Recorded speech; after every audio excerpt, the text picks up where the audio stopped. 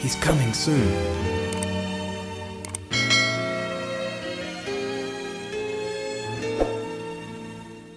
Saudara yang dikasih oleh Bapak Yahweh, saat ini kita kembali memasuki ibadah Sabat di Erev Sabat kita kali ini. Nah, hari ini saya menyampaikan Dabar Elohim yang saya beri judul Yosef Ramatayim, atau yang sering kita kenal dengan istilah Yusuf Arimatea atau Yosef Arimatea. Nah, saudara yang dikasih oleh Tuhan, Yosef Ramatayim, Yosef sendiri itu mengandung arti Yahweh akan menambahkan atau Yahweh akan meningkatkan. Dari nama Yosef sendiri saja itu sudah mengandung arti bahwa Yahweh akan menambahkan. Nah, saudara yang dikasih oleh Bapak Yahweh, sebelum kita mendengarkan Dabar Elohim, kita akan baca dahulu kitab suci kita di dalam kitab Injil Matai atau Matius, Matai pasal yang ke-27, ayatnya yang ke-57 sampai dengan yang ke-60. Saya akan bacakan, saudara menyimak dengan baik. Di dalam Injil Matai pasal 27 ayatnya yang ke-57 sampai dengan yang ke-60. Di situ dikatakan demikian, saudara dikasih oleh Bapak. Menjelang malam datanglah seorang kaya, orang Arimatea atau Ramatayim yang bernama Yosef, dan yang telah menjadi talmid Yesua juga. Ia pergi menghadap Pilatus dan meminta mayat Yesua. Pilatus memerintahkan untuk menyerahkannya kepadanya, dan Yosef pun mengambil mayat itu, mengapaninya dengan kain lenan yang putih bersih, lalu membaringkannya di dalam kuburnya yang baru, yang digalinya di dalam bukit batu. Dan sesudah menggulingkan sebuah batu besar ke pintu kubur itu, pergilah dia. Nah, Bapak Ibu Saudara yang dikasih oleh Bapak Yahweh, kita sudah membaca kisah di dalam kitab Injil Matai ini, saudara, di mana Yosef Ramatayim atau yang sering kita kenal dengan istilah Yusuf Arimatea. Nah, saudara, Ramatayim atau Rama itu atau Arimatea adalah sebuah kota Yahudi yang sering dihubungkan dengan Rama atau Ramla, saudara, atau yang ditulis dalam kitab suci Ramatayim Sofim. Di dalam kitab 1 Samuel pasal 1 ayat 1, di dalam kitab 1 Samuel 1 ayat 1 dikatakan demikian. Dan adalah seorang pria dari Ramatayim Sofim, dari wilayah perbukitan Efraim, dan namanya Elkana anak Yeroham, anak Elihu, anak Tohu, anak Suf, seorang Efraim. Saya ambil garis bawahi kata Ramatayim Sofim. Nah, di situ asal muasal atau asal usulnya Samuel, saudara. Disitulah asal usulnya Samuel, yaitu dari Rama. Begitu juga kenapa Yosef disebut Yosef Arimatea atau Yosef Ramatayim, karena berasal dari tempat itu, saudara. Nah, siapakah Yosef Ramatayim itu, saudara? Sesuai kitab suci yang sudah kita baca tadi. Yang pertama adalah Yosef Ramatayim adalah Yosef Arimatea adalah seorang yang kaya. Di dalam ayat yang ke-57 tadi, menjelang malam datanglah seorang kaya dari Arimatea atau Ramatayim yang bernama Yosef. Jadi ternyata Yosef Ramatayim itu adalah seorang yang kaya, saudara. Jadi saudara yang dikasih oleh Tuhan, bahwa Bapak Yahweh, khususnya Bapak Yahweh Besar Yesua Masya, tidak pernah melihat orang dari statusnya. Orang bisa datang menjadi murid Yesua, mau orang kaya, orang sederhana, orang sakit, orang sehat, atau siapapun, itu bisa menjadi talmidnya Yesua. Salah satunya adalah Yosef. Yosef Ramatayim adalah orang yang kaya. Toh dia bisa menjadi talmidnya Yesua. Jadi yang pertama, Ramatayim adalah orang yang kaya. Yang kedua, Yosef juga seorang talmid Yesua atau muridnya Yesua. Di ayat yang ke-57 tadi dikatakan dan yang telah menjadi murid Yesua juga atau talmidnya Yesua. Jadi Yosef juga seorang murid Yesua. Jadi Yesua sendiri itu memiliki murid dari berbagai golongan, dari berbagai orang yang tidak pernah melihat statusnya, saudara. Dan Yesua memang membuat orang sama di hadapan Elohim. Itu yang kedua. Yang ketiga, Yosef Ramatayim adalah orang yang memiliki pengaruh. Buktinya bisa berhubungan langsung dengan Pilatus, seorang pejabat, saudara. Jadi saudara yang dikasih oleh Bapak Yahweh, ternyata Yosef Arimatea atau Yosef Ramatayim ini memiliki pengaruh yang luar biasa. Ya umum kalau orang-orang pejabat bisa saja punya pengaruh yang besar. Di situ di ayat 58 dikatakan ia pergi menghadap Pilatus. Saya yakin punya hubungan yang erat, saudara. Dia punya pengaruh yang besar karena salah satunya dia kaya, saudara. Dan meminta mayat Yesua. Artinya kalau orang biasa belum tentu diberikan. Tetapi karena dia orang yang memiliki pengaruh, dia bisa berhubungan langsung dengan Pilatus. Yang keempat, Yosef juga anggota majelis besar atau penasehat terkemuka. Inilah yang membuat salah satu pengaruh. Kita lihat di dalam kitab Injil Markus, ya. Di dalam kitab Injil Markus atau Markus 15, saudara yang dikasih oleh Tuhan, saya bacakan ayatnya yang ke-43.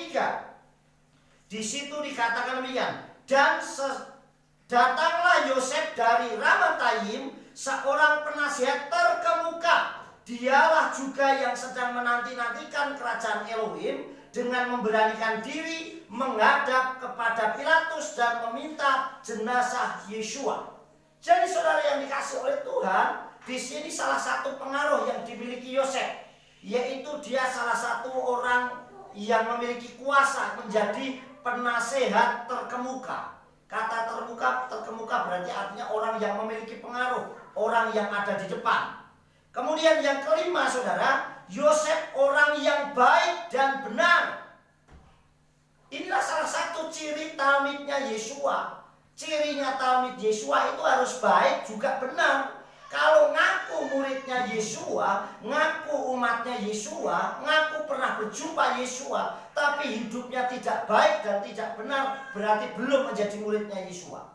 Buktinya Yosef Ramatayim orang yang kaya, dia punya terpengaruh, dia punya jabatan, dia orang yang baik dan benar.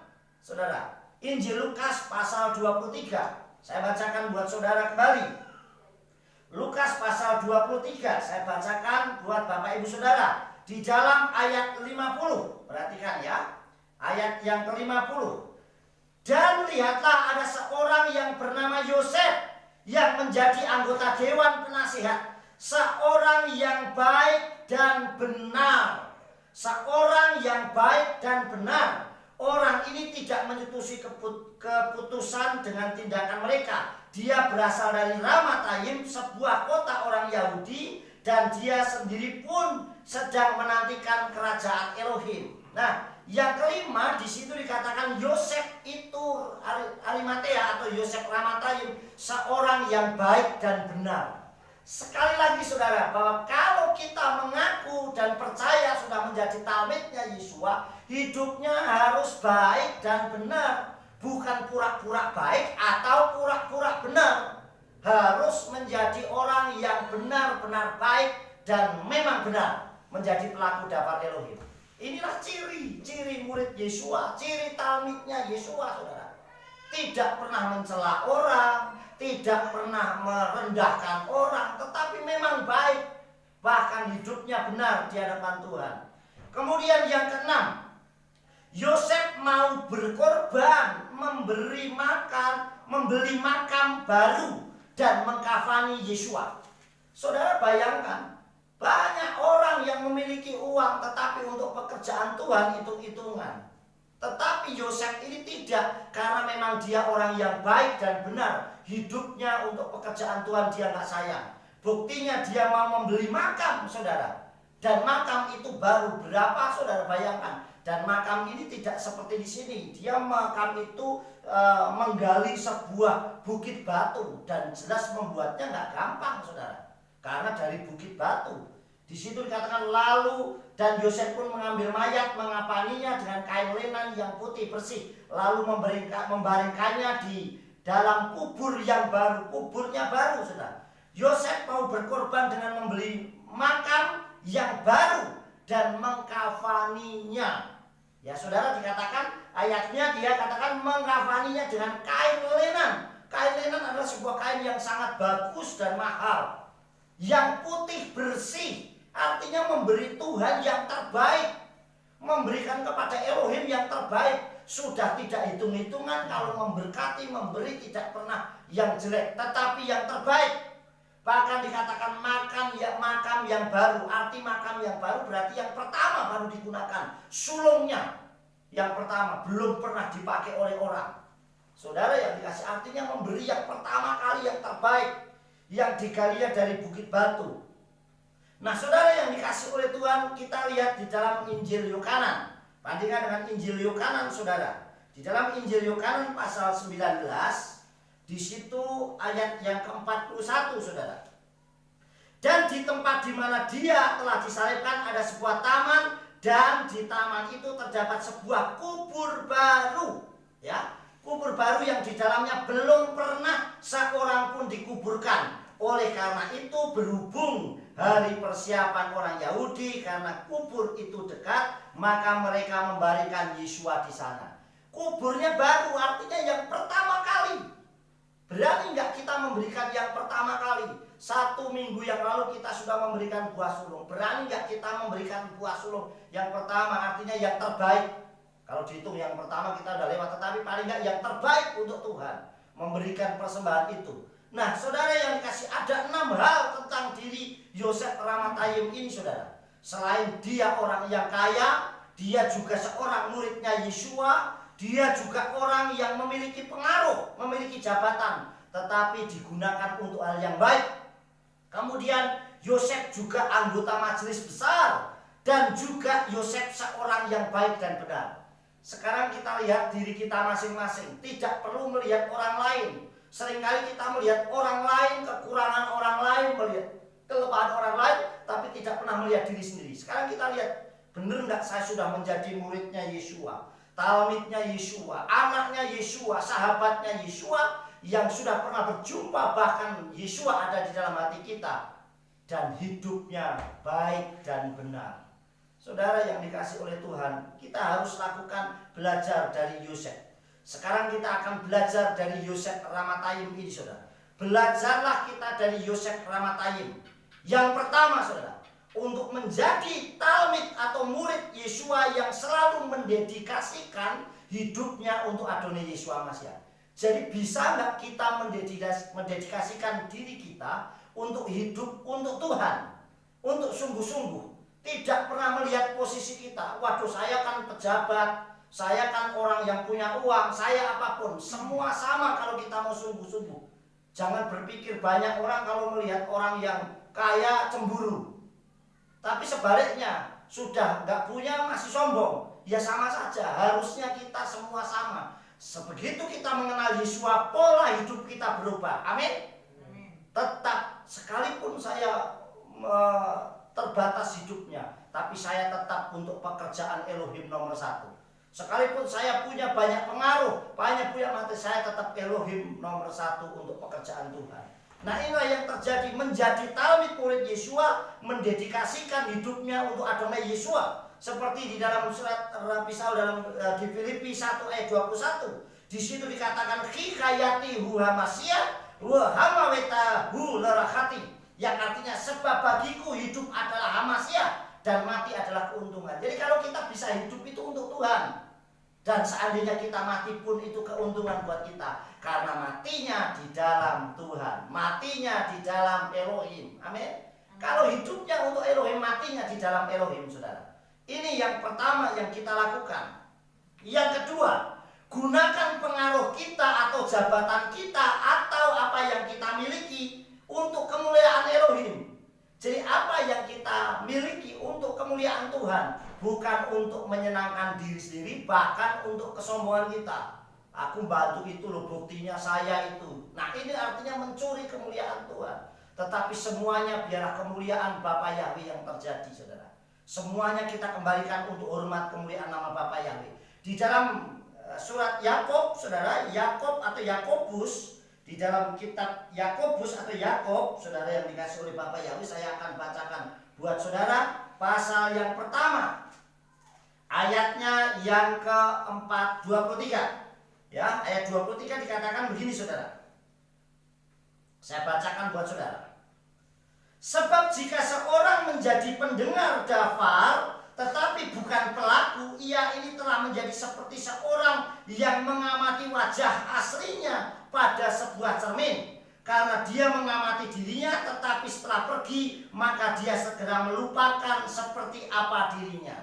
Nah, gunakan pengaruh kita. Ini artinya menjadi pelaku dafar Elohim. Kita tidak lupa dengan diri kita, bahwa kita miliknya Yeshua, kita muridnya Yeshua. Segala sesuatu kembalikan untuk hormat kemuliaan namanya. Jadi semuanya kita kembalikan ke Yesus. Gunakan pengaruh kita. Kalau saya bisa berpengaruh dalam lingkungan, saya gunakan untuk menjadi berkat. Kalau saya gunakan pengaruh saya untuk di dalam lingkungan pelayanan, saya akan gunakan dalam lingkungan pelayanan. Sehingga dimanapun saya pelayanan, banyak orang yang diberkati, bahkan memuliakan nama Bapa Yahweh. Itu yang kedua, saudara. Yang ketiga, saudara yang dikasih oleh Tuhan, yang terakhir, mau berkorban untuk pekerjaan Tuhan dalam situasi apapun. Nah, saudara yang dikasih oleh Bapa Yahweh, mau berkorban untuk pekerjaan Tuhan. Seperti Yosef Ramatayim ini. Dalam situasi lingkungan yang bermasalah, lingkungan yang saat ini mengalami aniaya, bahkan gurunya dianiaya, saudara yang dikasih oleh Bapa Yahweh. Gurunya teraniaya, bahkan dihukum mati. Dia gunakan, saudara, mau berkorban dengan mengafani dengan kain yang terbaik. Kemudian selain kain terbaik, putih bersih, artinya memberi yang terbaik dan memberikan makam yang baru, yang sulung untuk Elohim. Nah, artinya mau berkorban untuk pekerjaan Tuhan. Berlomba-lomba melayani dulu, berlomba-lomba mengulurkan tangan dulu, berlomba-lomba untuk memberi yang terbaik untuk Tuhan, supaya nama Abba Yahweh dipermuliakan.